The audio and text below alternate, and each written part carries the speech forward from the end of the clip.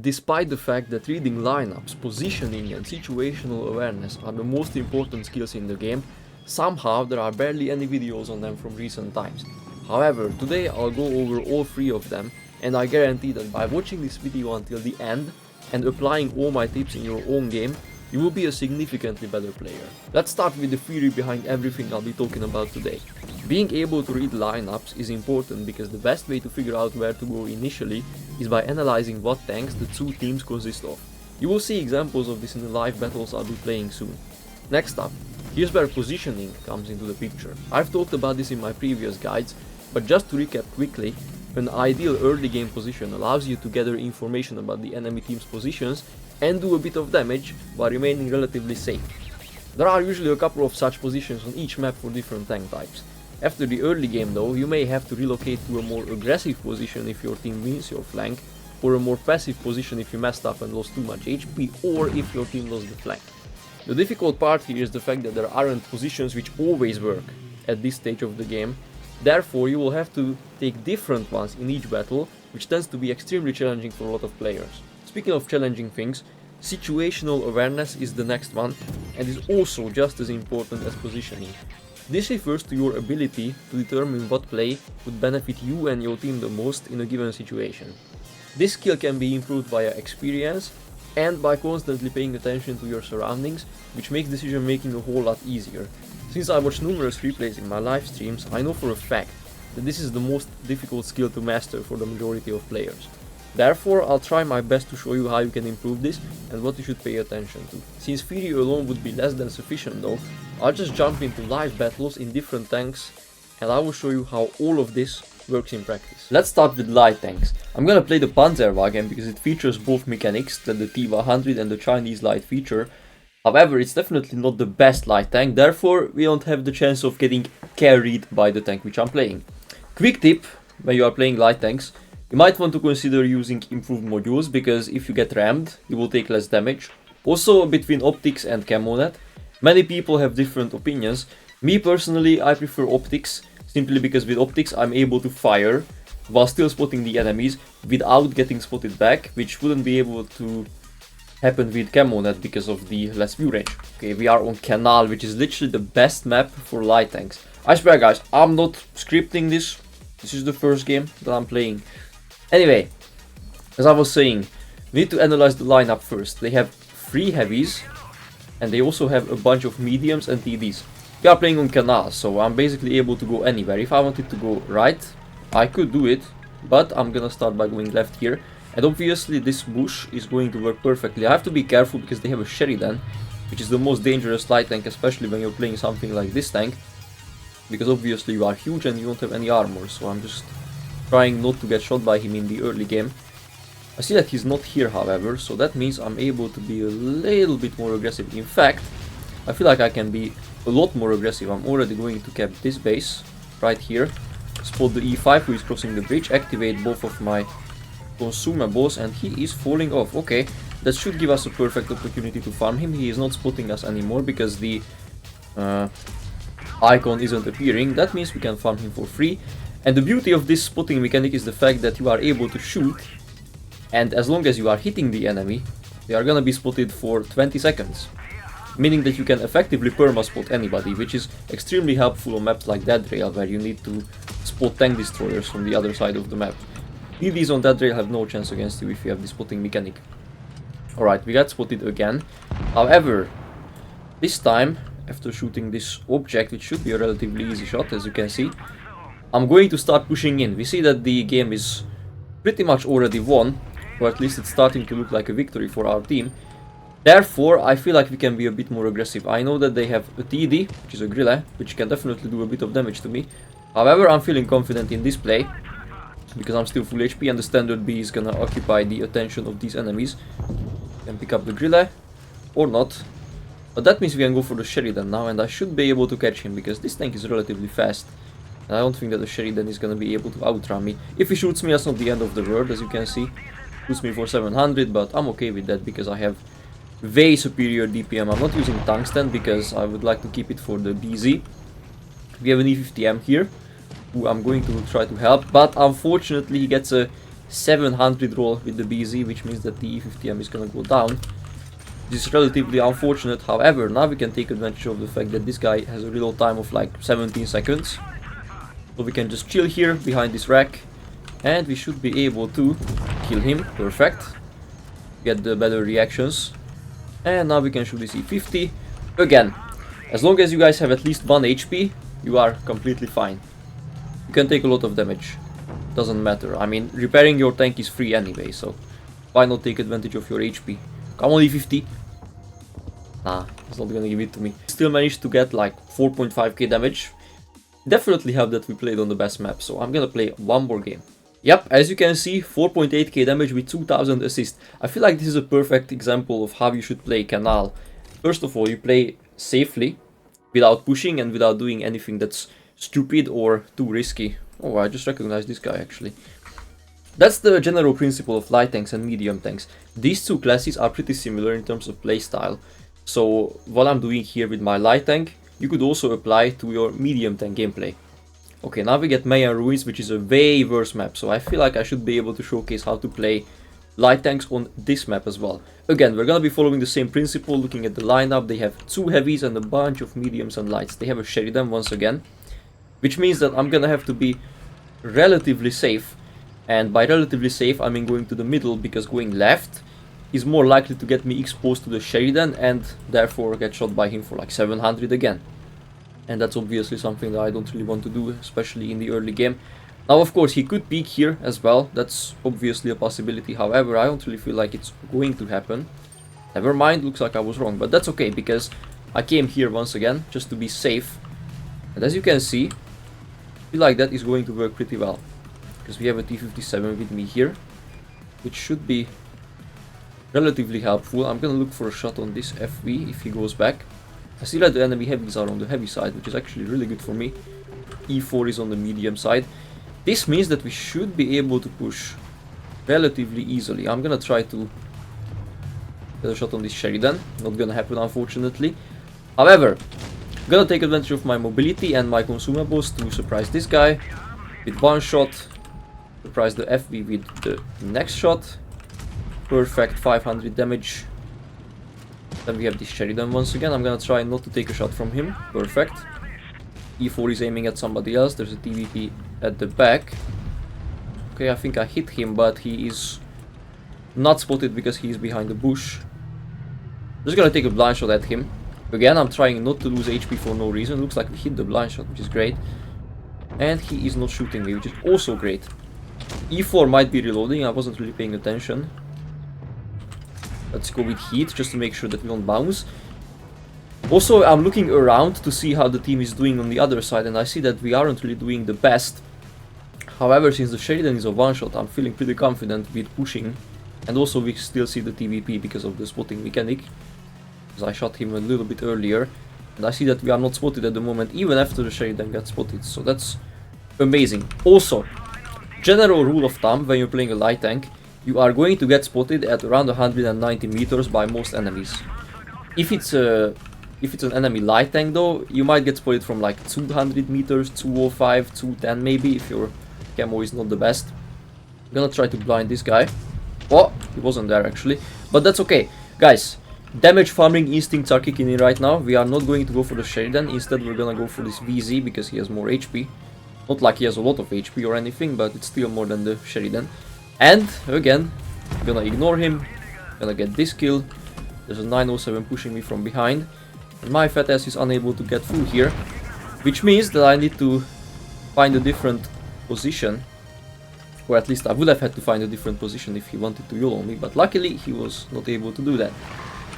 Now there's only this Sheridan left, and he is my last chance at doing 4k damage this game, which should be possible actually, as long as the E4 doesn't kill him somehow. I'm gonna try to make him stop and shoot me, surprisingly, because again I have kept 900 HP, so I have plenty of hit points to take a shot from this guy. As you can see, the TVP really wanted the kill, but you know what, getting it, brother.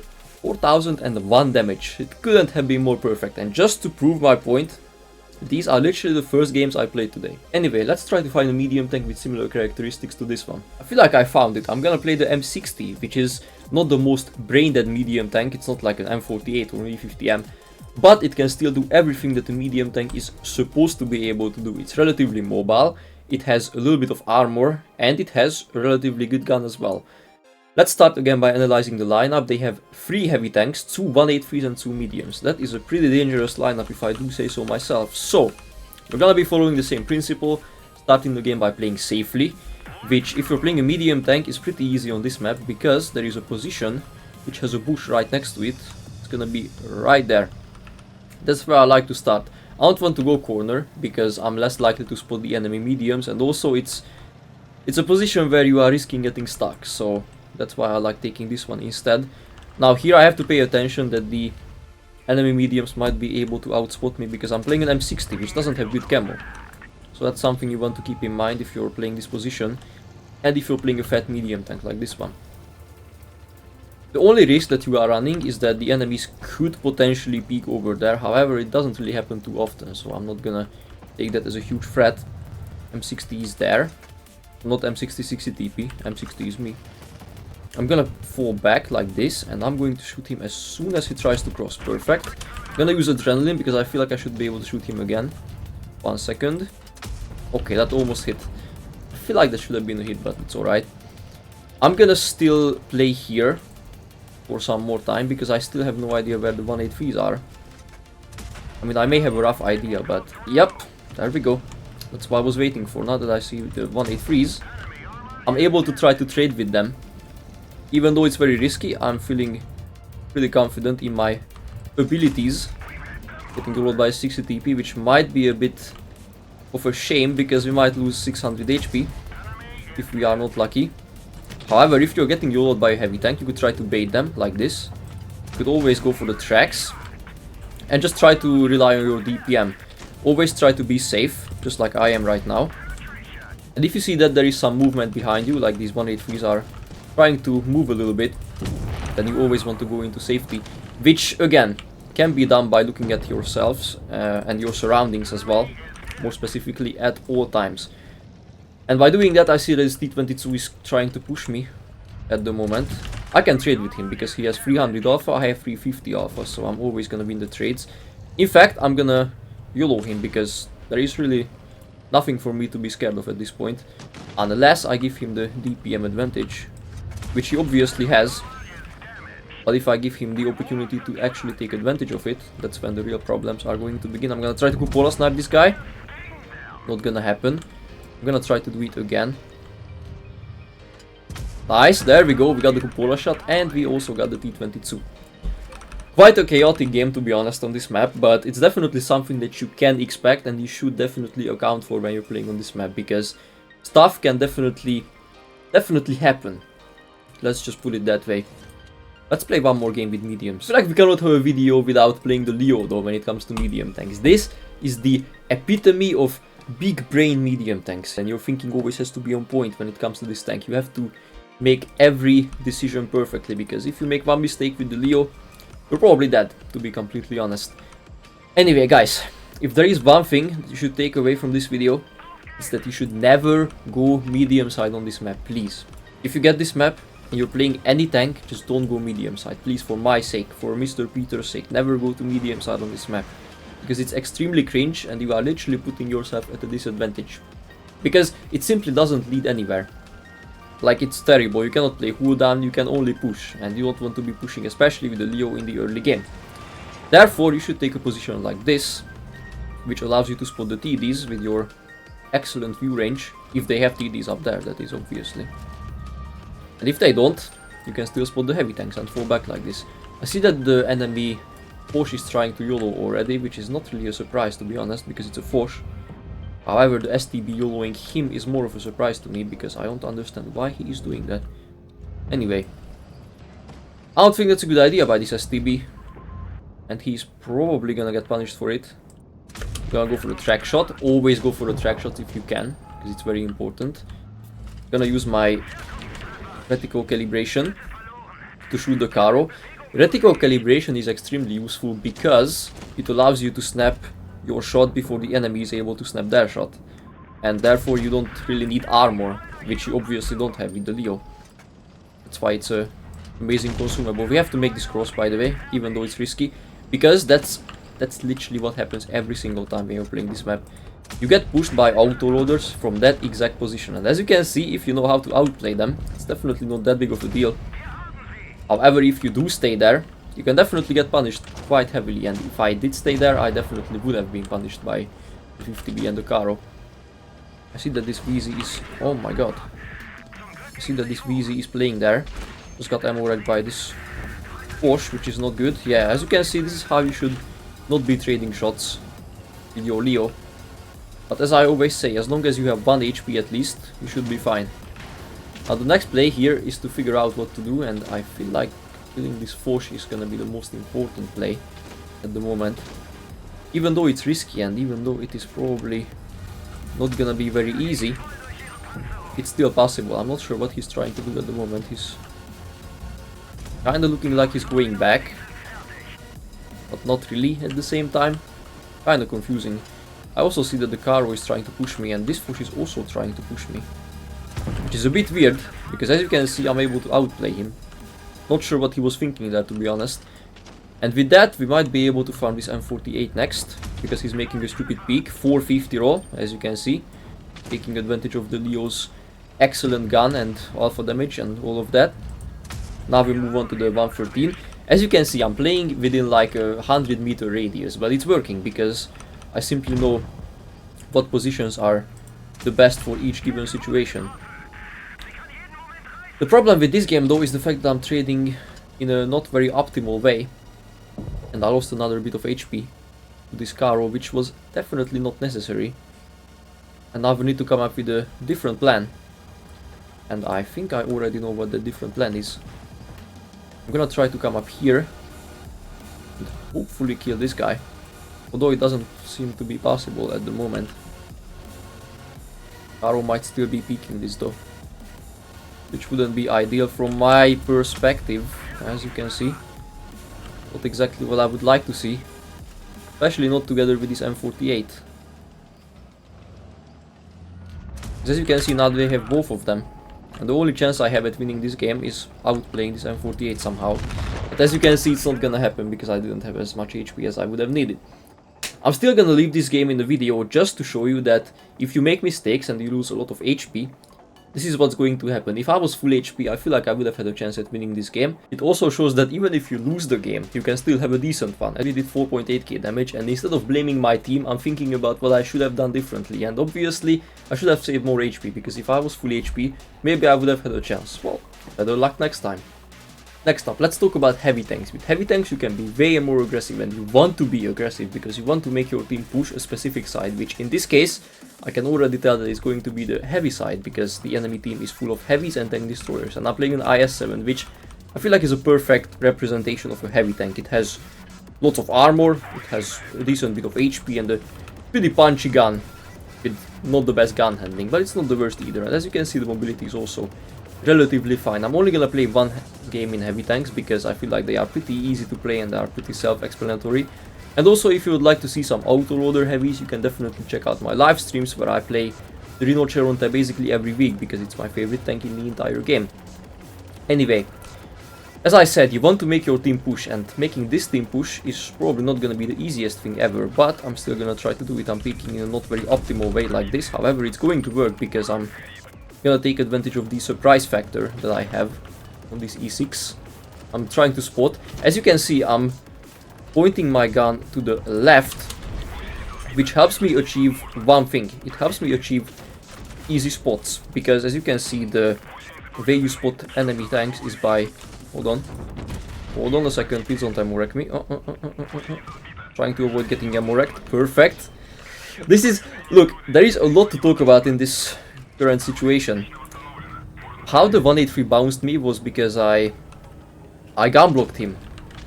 And by blocking enemy shots with your gun, you can usually make them bounce, especially if they are shooting heat or if they are a high caliber TD. It works more often than you would think. And instead of ammo wrecking me, potentially, he only managed to take out my gun, which is obviously much better than getting one shot by a 183. I probably shouldn't peek him. But part of me tells me that I should, because I just need damage, right? And by playing back here, I'm not gonna get it. There we go. W trade Peter. Anyway. That may not have been the best idea ever, to be honest, because I have my gun damaged, I have my gunner damaged, which I'm probably gonna fix in 1 second right here, which is great. I'm gonna trade with this chieftain, unless he misses me somehow, which is great. Next up, I'm gonna go back, I'm gonna use my adrenaline and tungsten to try to shoot him again, if he gives me a shot, which he doesn't seem to be interested in. Bit of a shame. From my perspective, as you can see, he's bouncing. He doesn't have premium shells, he only has premium HE, which is good because as long as I can bounce his normal shell, I am looking perfect. I'm gonna try to set him on fire. This is another pro tip: always go for the back of tanks. If you have a side shot on some enemy tank, you should always go for the back of the side, like this, because you have a chance of setting them on fire, especially if it's a British or an American style heavy tank. If it's a Russian heavy tank, it's the same story basically. If it's a mouse, however, I'm gonna try to show you how to set the mouse on fire. Actually, I'm not gonna show you because he is not gonna give me the opportunity. But this was quite a hectic heavy tank battle, to be honest. But just to recap, always go to a side where you can make your team push, which is usually going to be the heavy side. Guys, please, don't listen to YouTubers telling you to go medium side all the time. It's literally 2014 advice that you probably still follow, and you go brainlessly towards the medium side. It's not gonna get you anywhere. Yeah, medium side is the most important. No, it's not. If you're looking for damage and if you're looking to get better at the game, don't go medium side every single game. Of course, if you don't have any heavies against you and you only have mediums, definitely go medium side. But more often than not, heavy side is the way to go. Try to surprise your enemies with plays like this. Try to spot enemies by pointing your gun outwards, because the way you can spot them is with your viewport, which is usually located within your gun mantlet. Always try to block shots with your gun. If you see that an enemy, especially a high caliber TD or somebody who's shooting heat, is aiming at you, then try to put your gun into the position where you think they will shoot you at. For example, here, I knew that he was gonna try to shoot me at the upper plate somewhere, and as you can see, called the shot with my gun. Definitely retreat a little bit if you feel like you have to, like in this situation.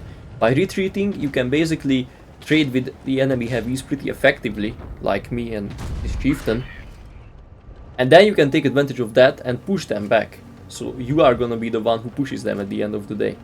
Let's summarize everything that we talked about today. In order to maximize your result in a certain battle, you should start it by looking at the enemy lineup, comparing your tank's capabilities to how many mediums, heavies and tank destroyers the enemy team has. Make a decision on the initial position based on that. You should pick a position which is safe, relatively safe at least, and allows you to either spot enemies or do a little bit of early game damage. And from there, you should either be looking at the minimap constantly, or what I prefer to do is looking at myself constantly, which will ensure that you are always aware of what's going on around you, and you will always be able to make rational decisions based on that. Let me know if this video was helpful, and if it was, make sure to smash like, make sure to smash subscribe, because then I will make another one which is similar to this very soon.